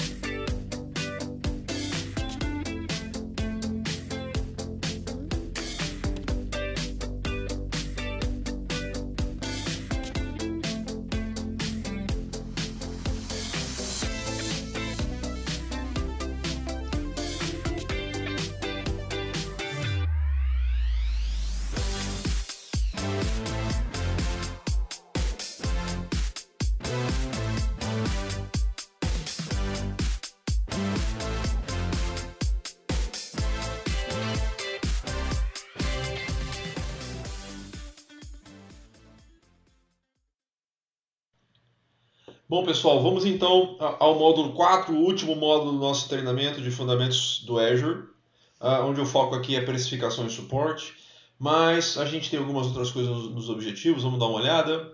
Nós vamos falar sobre subscrições, tipos de assinaturas, grupos de gerenciamento, a gente não viu isso ainda, novidade. Vamos olhar que tipo de ferramentas temos para nos ajudar a economizar, né, a gerenciar os custos. E aí sim vamos falar sobre suporte, opções de suporte, além de falar sobre SLA e além de finalmente falar sobre o ciclo de vida, que é o life cycle. Tá joia? Então vamos entrar aqui no primeiro assunto, que é subscrições. Tá? Olha lá, uma subscrição ou assinatura é o que permite a gente nos autenticar e a gente ter acesso a fazer as coisas no Azure. Sem assinatura não conseguimos fazer absolutamente nada. Não consigo criar nada. Tá? Além disso, a assinatura funciona como uma fronteira, né, para você controlar o acesso e controlar billing também. Né? Eu posso, se quiser, entregar assinaturas para grupos, para projetos, para áreas da minha empresa. Isso não tem nada a ver com compra de Azure com Microsoft. Eu gosto de reforçar isso porque muitas vezes as pessoas se confundem, né? Quero comprar uma assinatura, não existe isso. A gente compra Azure, os clientes compram Azure, compram dinheiro, compram crédito, na verdade, né? Para usar Azure. E aí, quantas assinaturas você vai usar e você vai dividir para depois conseguir entender quanto está custando cada assinatura, que vai consumir na prática esses créditos que você comprou, isso fica a seu critério, em quantas assinaturas vão ser. Tá joia? Olha lá, uma conta pode ter uma ou múltiplas subscrições. Né? Aqui o exemplo, olha lá, ele está dividindo as subscrições em ambientes. Uma subscrição para produção, uma para teste, uma para dev, desenvolvimento. Quer dizer que é sempre assim? Não. Pode ser por área da empresa, por país, né? Se você opera em muitos países. Tá? Pode ser eventualmente até por projeto. Tá? Né? Ou uma combinação disso. Né? Em produção, eu posso quebrar e ter, na verdade, assinaturas por projeto em produção também. Né? E, na verdade, ter um outro recurso para agrupar as assinaturas, que aí sim a gente vai ver já já, que são os grupos de gerenciamento. Tá joia? Bom, tipos de subscrição. Tem alguns tipos aqui, a gente vai falar da gratuita no próximo slide. Tem a Pay As You Go, essa é a tradicional pelo portal, qualquer um pode entrar no portal, colocar seus dados, criar uma conta, colocar naturalmente um cartão de crédito e aí pagar de acordo com o uso, literalmente. Tá? Pode ter a Enterprise Agreement, isso aqui está muito associado com empresas, né? Empresas geralmente têm um EA com a Microsoft, né? EA são as iniciais aqui. E EA é acordo empresarial, ou seja, tem tudo nesse acordo, né? Tem as licenças que essa empresa comprou da Microsoft, licenças de Windows, de SQL, de qualquer coisa, tá? E tem também créditos de Azure que ela resolveu comprar, tá joia? Para estudante, a Microsoft tem iniciativas muito robustas, né, para a área estudantil, para entidades estudantis, para o próprio estudante. Então, vocês podem buscar informação sobre isso se quiserem, né, em como ter assinaturas com créditos, desde que vocês sejam estudantes, estejam associados a alguma entidade estudantil, né, alguma faculdade, alguma escola. Tá? E lá, uma conta pode ter várias subscrições. A gente viu isso, inclusive, no outro slide, tá certo? No slide anterior. Tá? Conta gratuita. Todo mundo pode ter uma conta gratuita. Né? Tem, lógico, um certo limite. Né? Limite principal, $200 de crédito ou 30 dias. Você pode usar qualquer serviço do Azure. Mas se ela passar de $200 ou ultrapassar os 30 dias, o que vier primeiro, sua conta gratuita para qualquer tipo de serviço vai acabar. Tá? Existem alguns serviços que são sempre free, sempre gratuitos, você vai sempre poder usar, e não tem esse limite de $200 e muito menos 30 dias. E existem alguns serviços mais populares que você pode usar determinados tiers por até 12 meses sem custo algum. Tá? Enfim, mas deem uma olhada. Para quem nunca criou uma conta gratuita, faz sentido criar. Assim que tiver um projeto, assim que quiser praticar um pouquinho, né, vai ter acesso a todo o Azure e, é claro, com algum limite. Né? Se você conseguir sempre criar o recurso, depois desprovisionar, provisionar e desprovisionar, não provisionar nos tiers mais caros, você vai conseguir usar bem por 30 dias. Tá? E claro, no final das contas, no final do seu trial de 30 dias, você pode fazer o upgrade para o Pay As You Go, né? É só colocar o cartão de crédito e autorizar que você seja cobrado de acordo com o seu uso, tá? Olha os grupos de gerenciamento que eu falei. Esses grupos de gerenciamento, olha, eles são aqui, ó, na hierarquia de objetos, ele está acima das subscrições. Ele agrupa subscrições, tá? Então, o que quer que você aplique nesse nível, a subscrição vai herdar. Tá? Por exemplo, políticas. Lembra que a política que eu apliquei na subscrição? Eu poderia aplicar no nível acima. Faz sentido isso? Talvez faça. Para aqueles clientes que têm muitas subscrições e em algumas políticas você vai aplicar de maneira igual para todas elas, né? Ou para algumas delas. Aí você agrupa isso em Management Group, em grupos de gerenciamento. Tá? E aqui eu posso ter hierarquia, tá? Eu posso ter grupos de gerenciamento dentro de outros, tá bom? Então, dessa maneira, você consegue também, em conjunto com as subscrições, em conjunto com os resource groups, organizar sua casa da melhor maneira possível. Tá? Governar o seu ambiente Azure. A ideia é essa. Bom, entrando aí no principal tópico do módulo, eu diria que é sobre custo, planejamento de custo. Tá? Como é que a gente compra Azure? Né? Eu falei que a gente compra crédito, tá? Né? Mas isso é essencialmente para quem está no modo Enterprise ou no modo CSP. Enterprise é um acordo empresarial, como a gente viu há alguns slides atrás. Olha lá, Enterprise Agreement, acordo empresarial em que você negocia, enfim, dependendo do seu relacionamento que você tem com a Microsoft, você vai negociar níveis de desconto e vai comprar créditos de Azure por algum valor. Né? Vai comprar lá 1 milhão, 2 milhões, né? Da moeda que for. E colocar isso no bolso, é uma espécie de pré-pago, né? Coloca no bolso e ao longo dos meses você vai debitando de acordo com o seu uso, né? O CSP aqui embaixo, que é um parceiro, olha lá, são parceiros Microsoft que vão ficar ali no meio de campo entre nós, Microsoft, e vocês, né? Vocês vão pagar para o parceiro vai pagar para a gente. Também tem situações de desconto, também é uma situação bastante vista, né? E o do meio aqui, ó, é importante lembrar disso, isso aqui é o portal direto, é o Web Direct, é pelo portal, é como nós, pessoas físicas aqui, né, fora das nossas empresas, poderíamos comprar Azure, por exemplo. Né? Eu tenho um projeto pessoal que eu quero sustentar, eu quero subir ele no Azure, e eu vou lá, coloco o meu cartão de crédito, crio minha conta e pago de acordo com o meu uso também. Tá? Naturalmente aqui a gente vai ver menos desconto. Tá? Tá? Então, assim, importante lembrar desses 3 nomes aqui, tá? 3 tópicos, tá? Importante lembrar. Bom, fatores que afetam custos, são os principais fatores. Tá? O primeiro deles eu queria falar que é o do meio, porque é o que a gente acabou de ver. O modo que você contrata a Azure tem tudo a ver com o nível de desconto que você tem tudo a ver com o custo que você vai ter. Se você tem um Enterprise Agreement, se você é direto pelo portal, ou se você tem um parceiro. Tá? Então lembrem desse tópico serviços. Outro ponto, voltando ao primeiro, tipo de recurso. Custo, ele tem tudo a ver com o recurso que você escolheu. Né? Se você escolheu usar um SQL, é um preço. Aí tem vários tiers dentro do SQL. Se você escolheu usar um SQL em máquina virtual, é outra situação de precificação. Tá? Tem recursos que a precificação é por minuto, tem recursos que é por hora, tem recursos que eventualmente é por segundo. Tá? Depende do tier também que você escolhe. Então depende, cada recurso tem uma maneira de cobrança diferente. Né? Então o tipo de recurso que você escolhe para o seu projeto tem impacto direto no quanto você vai gastar. Né? E eu digo isso, né, porque eu sempre digo uma coisa que se você me traz um problema de negócio para eu resolver com a plataforma Azure, eu eventualmente vou te trazer 2, 3, 4 soluções diferentes, juntando as peças que eu tenho no Azure. Né? Às vezes eu digo que o Azure é uma grande caixa de ferramentas e eu junto as ferramentas, é muito modular, né? Eu vou juntando essas peças todas e monto uma arquitetura para você. E eventualmente tem mais de uma que atende o que você está pedindo. Né? Claro que aí a gente tem que entender as nuances, quais são as diferenças. Né? Se tem mais de uma, tem diferença.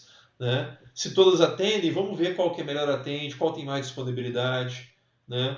Qual que eventualmente usa um tipo de plataforma que você prefere. Né? E naturalmente os preços são diferentes, porque se eu estou usando módulos e serviços diferentes, os preços são diferentes. Joia? E por último, aqui embaixo, a localidade. Né? Olha lá, a infraestrutura, apesar de ser globalmente distribuída e eu ter, por exemplo, o mesmo tipo de SQL nos Estados Unidos e no Brasil, por exemplo, nas N regiões dos Estados Unidos, na região do Brasil, nas regiões da Europa, o preço pode ser diferente, e geralmente é, mesmo dentro do mesmo país. Então, os Estados Unidos, que tem várias regiões, pode ter diferença de preço se você faz o deploy em East US e se você faz o deploy em West US. Pode ter diferença. Tá? Especificamente para o Brasil, por exemplo, quando a gente compara com os Estados Unidos, tem bastante diferença. Né? Aí, por N razões, acho que não cabe aqui a gente discutir, mas por N razões, precificação dos serviços de nuvem aqui é mais cara, e eu diria que isso não se aplica somente a gente, a qualquer provedor de nuvem. Tá?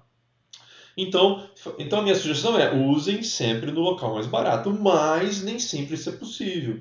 Por N razões também. Primeiro, às vezes no local mais barato não tem o serviço que você está buscando. Às vezes no local mais barato é longe e vai te gerar mais latência, o seu projeto demanda uma latência muito baixa. Então, tem que colocar tudo isso na balança e discutir com o time de arquitetura para ver qual é a melhor opção. Tá joia?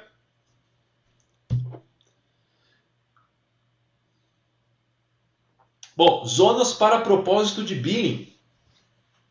Ah, zonas para propósito de billing. Oh, perdão, passou aqui direto. Isso aqui tem a ver com cobrança de dados de saída. Qualquer informação que a gente queira tirar dos data centers das regiões Microsoft, queira tirar no sentido assim, de fazer uma query. Eu estou aqui na minha casa, por exemplo, eu faço uma query num banco de dados que está lá numa região de Azure, qualquer que seja, das 54 hoje disponíveis. Essa query vai gerar um resultado, claro, e esse resultado é uma massa de dados que tem um volume. Esse volume vai voltar para a minha casa, vai trafegar pela rede, vai voltar para a minha casa, para o meu computador. Né? Eu estou usando uma ferramenta, estou usando o Power BI Desktop que está na minha máquina. Esse volume que saiu lá daquela região onde estava o banco de dados vai ser cobrado. Tá? É o que a gente chama de outbound traffic, tráfego de saída, tá? Ou download, né? Se a gente fosse falar de um termo talvez mais simples aqui, tá? E aí eu tenho preços diferentes para se eu faço download da zona 1, download da zona 2, download da zona 3 ou download de uma zona lá que envolve duas regiões da Alemanha, tá?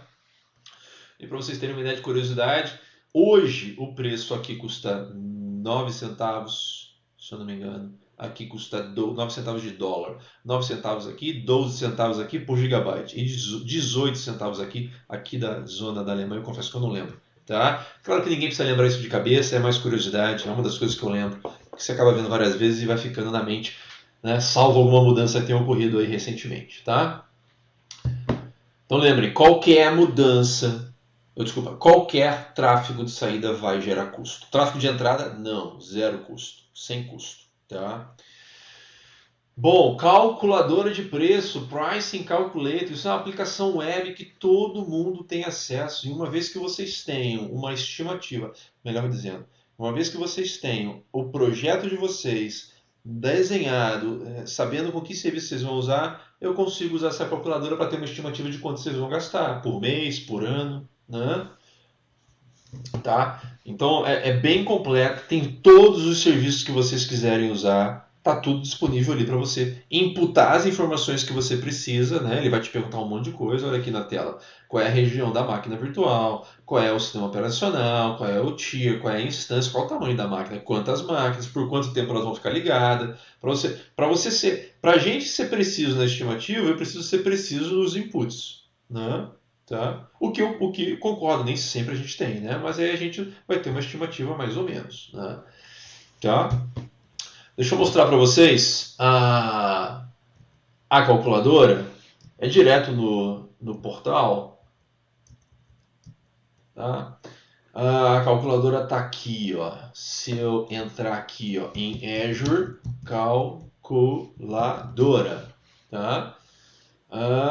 Aqui, ó, calculadora, não, aqui, calculadora de preços, aqui, olha lá, calculadora de preço, tá aqui o meu projeto. Se eu escolher lá, eu vou usar uma máquina virtual, eu vou usar uma storage account, eu vou usar um SQL, eu poderia usar qualquer coisa no meu projeto, ó, é só escolher, ou procura aqui, ou clica aqui e escolhe aquilo que você vai usar. Às vezes a gente usa isso aqui até para saber só o preço de um serviço, né? Quero ver o preço quero ver o preço de uma máquina virtual, né? Ao invés de entrar na página da máquina em si, que eu poderia ver o preço lá, às vezes eu posso entrar na calculadora também, tá? Então repara lá, qual é o custo né, por região, aí você escolhe a região, tá? Tá lá Estados Unidos, se é um Windows, se é Linux, né, se é só sistema operacional, se tem SQL, qual é o tamanho da máquina, tá? Aí, enfim, aí aqui vai depender de, lá, quantas máquinas, por quantas horas ela vai ficar ligada no mês, é um mês inteiro, são quantos dias, né? Tá? Então, olha lá, $3.500 nesse caso aqui, tá? Tem algumas coisas aqui, ó, que a gente pode fazer uso, olha lá, reserva. A gente não falou de reserva ainda, né? Para a máquina virtual eu tenho reserva. O que, que é isso? Existe desconto para se eu for usar aquela máquina pelo ano todo, né? 365 dias do ano, 24 horas por dia? Tem. Esse 3.500 aqui vai cair para, olha lá, vamos ver? Ué, não. Oh, perdão, ele perdeu aqui o tamanho da máquina. Vamos pegar a máquina que a gente estava. Qualquer uma, na verdade, né? Mas vamos pegar a máquina um pouquinho maior.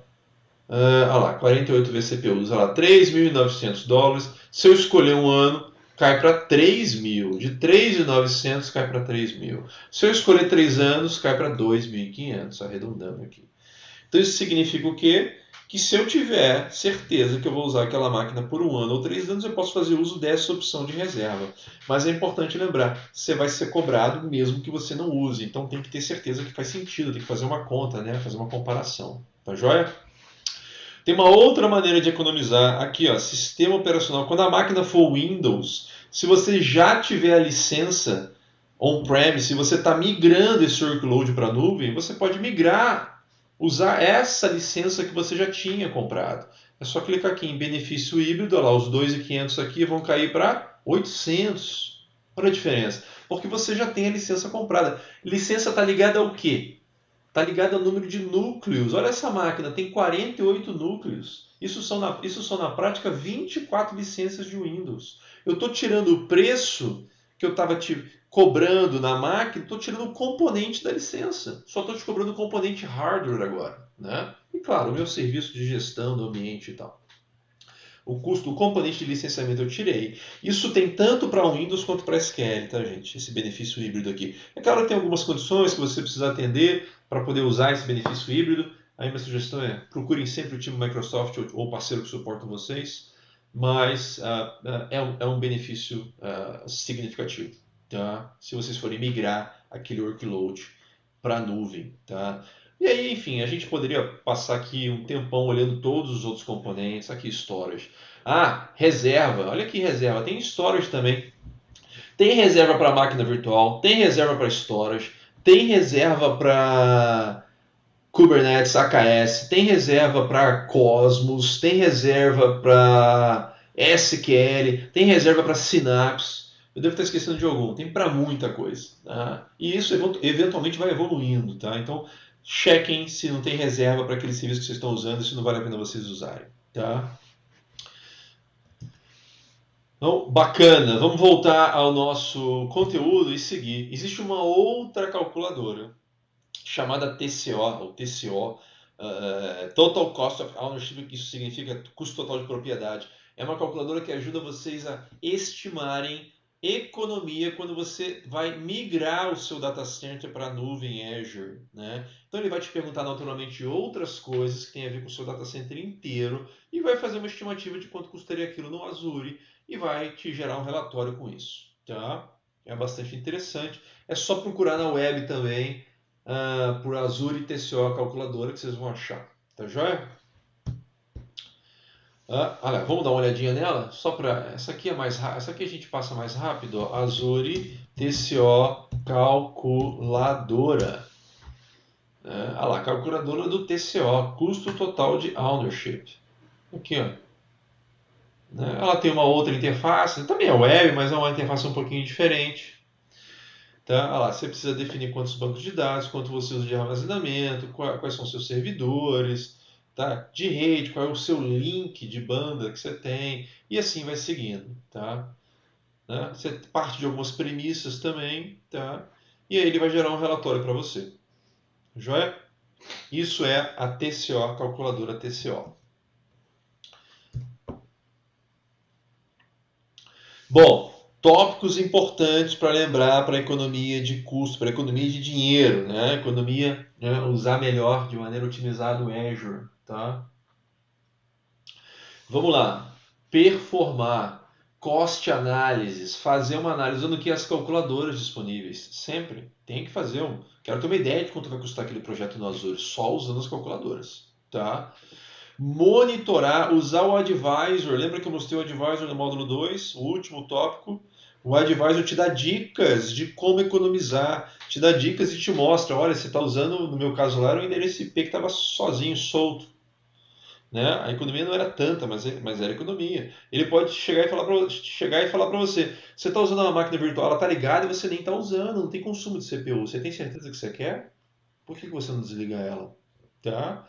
Então, usem o Advisor. Usem limites de despesas, tá? Existem subscrições que você pode criar limites de despesa, limites, de novo, virtuais. Eu cheguei a comentar sobre isso, né? Limites virtuais na subscrição para você ir acompanhando. Aí você cria triggers, alarmes, que baseado no consumo desse limite, ele vai passar a te avisar, olha, você chegou a 50%, chegou a 70% daquilo que você imaginava gastar. Tá? E aí, a partir do momento que você estiver no mês, você, opa, liga o alerta, tem alguma coisa acontecendo, será que um projeto novo entrou? Né? Vamos dar uma olhada? Né? Então, te ajuda a não perder o tracking. Tá? Ah lá, usar reserva sempre que possível, usar o benefício híbrido, que é usar a licença que você já comprou também sempre que possível, claro, né, se você for migrar. Usar localidades de baixo custo também, se possível. Né? A gente comentou sobre isso, usar talvez Estados Unidos, usar talvez Europa, né, para quem está fora dessas regiões. Para quem está especificamente no Brasil, se possível, usar lá fora. Né? A verdade é essa. Tá? Mas claro, tem que botar na balança porque isso vai eventualmente vai impactar em latência, tá? E pode também impactar em algum tipo de regulação que você tenha que seguir, que te peça que o dado fique no seu país de origem, por exemplo, tá? Ah, Olha lá, mantenha-se atualizado sobre todas as ofertas de assinaturas, né? Isso é importante, estar sempre atualizado. Eventualmente pode ter algum tipo de promoção, né? No que diz respeito à subscrição. E, olha, trabalhar com as tags. A gente viu tags. Elas nos ajudam a controlar custo? Ajudam. Então, vale a pena uh, taguear qualquer recurso que você provisione. Ela ajuda a taguear, ela ajuda a controlar custo no sentido que você pode depois reportar os custos pelas tags. Então, vai te ajudar a ter uma visão mais clara de quem está gastando o quê. Que projeto está gastando, que owner está gastando, que centro de custo está gastando e por aí vai. Tá? Onde é que eu vejo esses relatórios com as tags? Aqui, ó, no Cost Management. Essa é a ferramenta nativa, né, que todo administrador de Azure vai ter acesso para gerar relatórios por recurso, por região, por grupo de recursos, por subscrição, por tag, quanto está se gastando por tempo, pelo tempo. Né? Tudo dá para se ver aqui no Cost Management. Tá? Ele não está mostrando efetivamente, eu quero mostrar no portal para vocês. Ó. Ele não fez um walkthrough, né? Mas vamos aqui, ó. Vamos no meu Home, aqui embaixo, ó, Cost Management. Olha lá, vou clicar nela para abrir rapidinho. Ó, minha subscrição, vocês podem ter várias aqui. E, olha lá, Cost Analysis. Ó, se eu clicar na Cost Analysis, eu tenho uma análise do meu custo.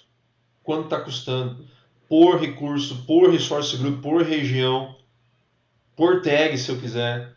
Eu posso exportar isso aqui, eu posso compartilhar com alguém. Isso aqui é no tempo, estou gastando $1.000 até agora. Tá? Joia? Então é nessa ferramenta que vocês vão ter uh, essa visão. Tá joia? Bom, opções de suporte disponíveis. Vamos dar uma olhada. Tá? São 4. Na verdade, tem uma quinta que seria gratuita. Né? A gratuita ela não é suporte.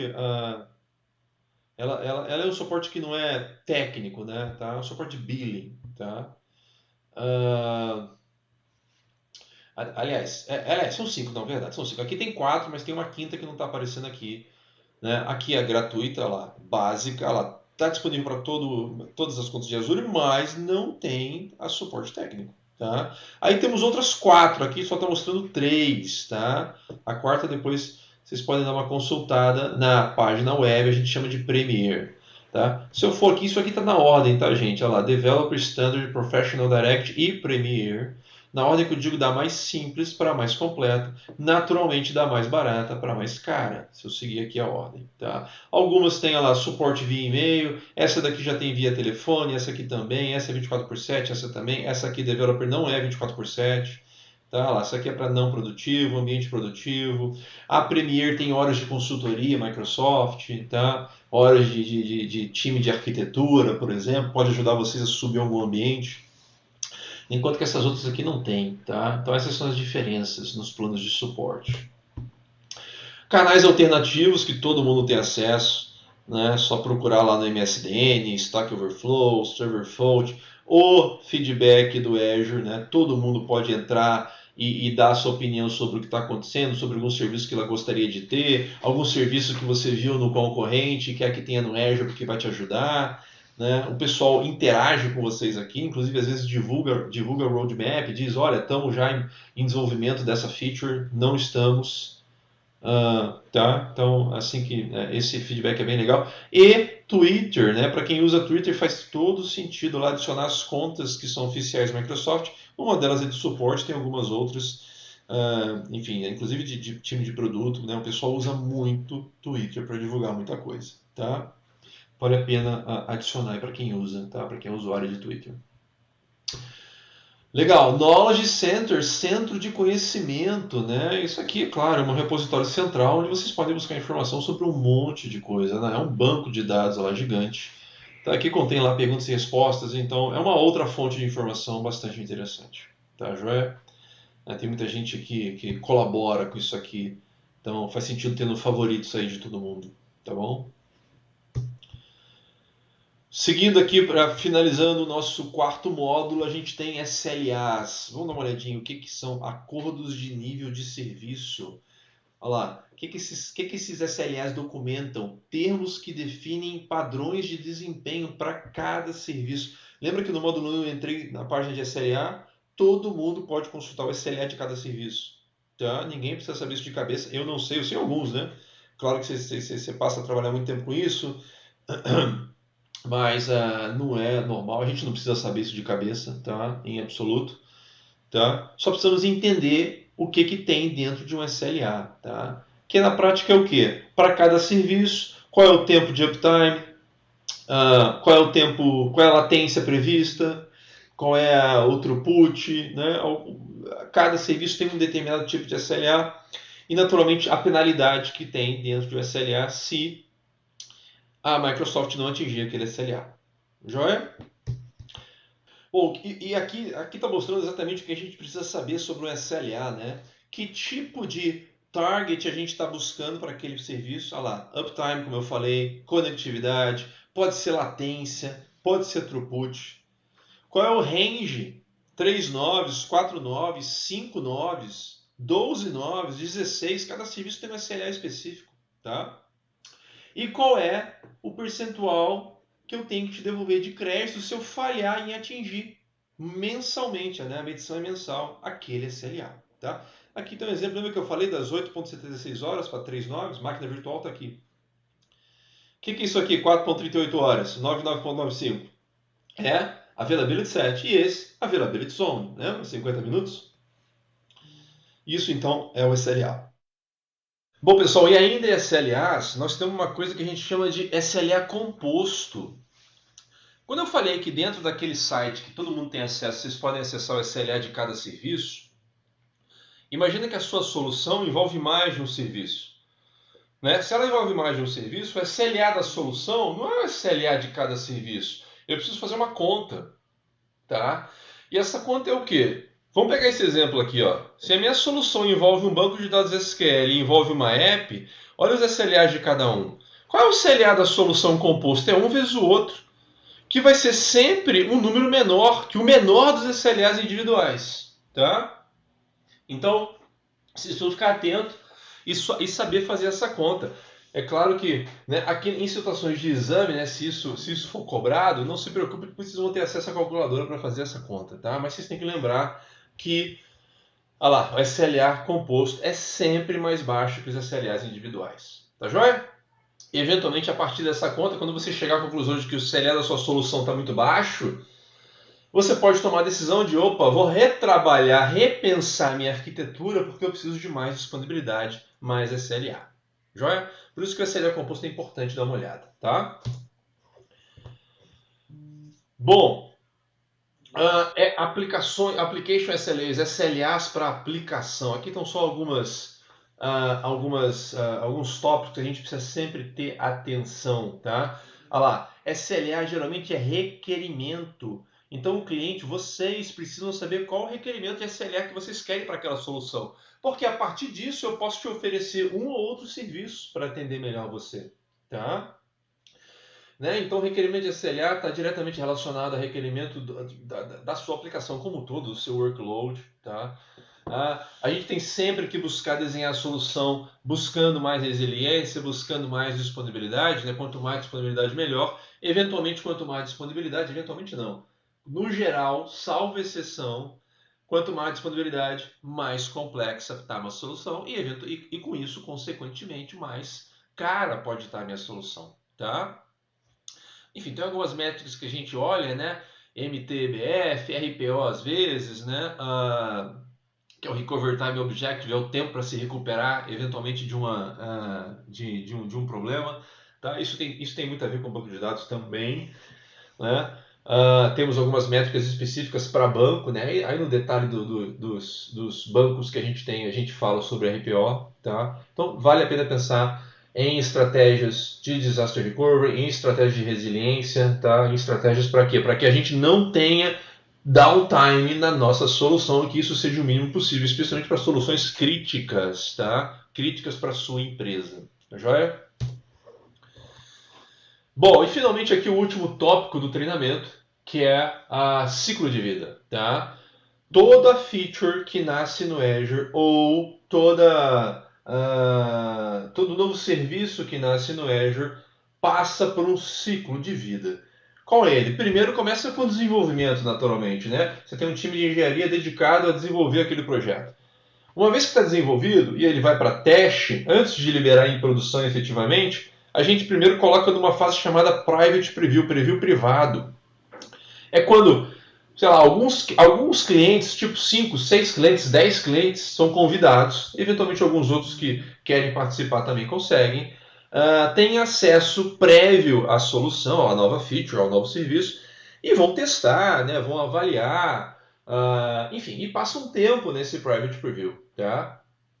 Um tempo que não tá, vamos dizer assim, não é um tempo pré-determinado, tá? Depende muito da complexidade do serviço, da complexidade da feature, pode ser 1 mês, 2 meses, 5 meses, pode ser 1 ano, tá?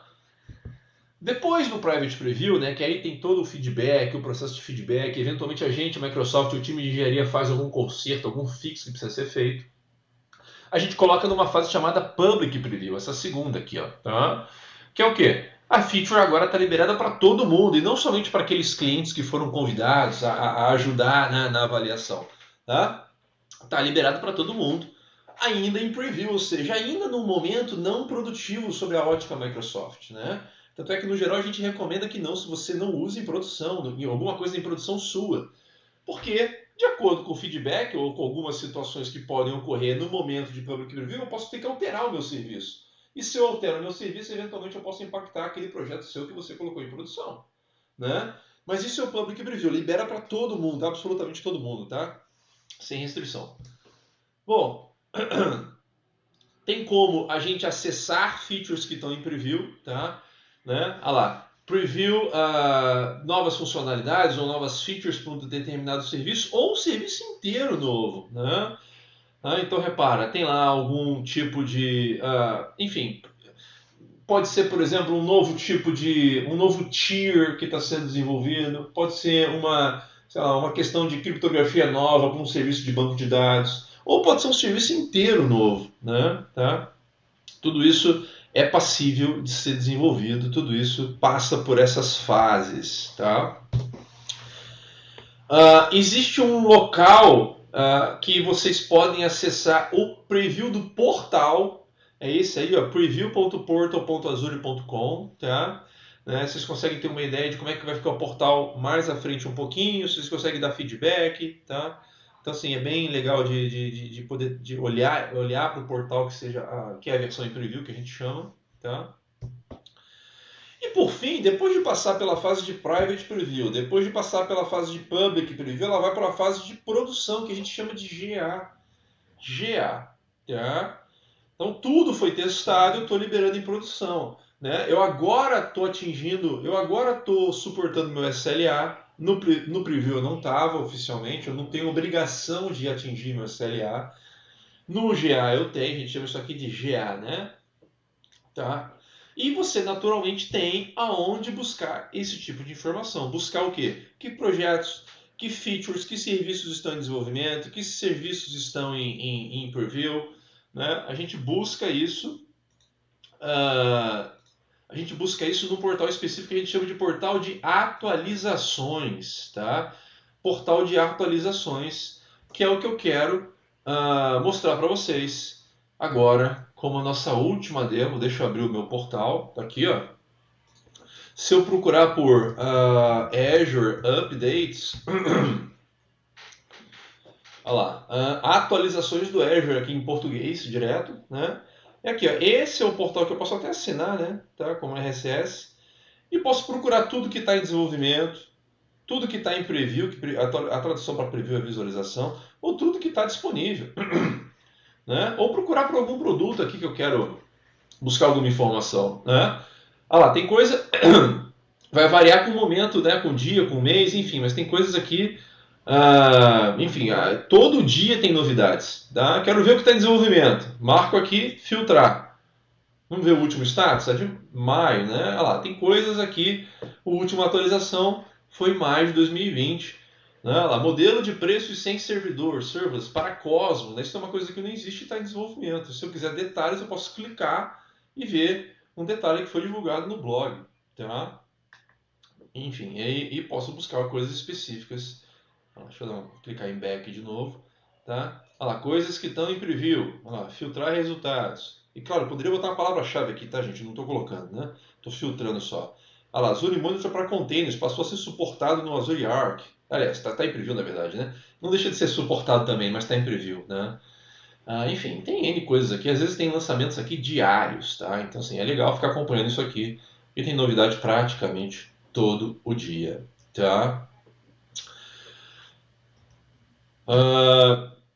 Joia, gente? Essa era a última demonstração que eu queria fazer. Né? E desse nosso último módulo, tá? Então, terminamos aqui o treinamento de fundamentos do Azure com esses 4 módulos que vimos. Bom, pessoal, essa era a última demonstração do treinamento, do módulo e, consequentemente, do treinamento, porque esse era o último módulo. Eu gostaria de antemão agradecer a todos pelo tempo dedicado aí nesses 4 módulos do treinamento que a gente chama de AZ900 de fundamentos do Azure. Meu muito obrigado. Obrigado por participar do dia de hoje do nosso treinamento de Microsoft Azure da parte de fundamentos. Hoje nós cobrimos os módulos 3 e 4. Muito obrigado por estar com a gente durante esses 2 dias e por concluir esse treinamento por completo. Boa sorte nos seus exames e até o próximo treinamento.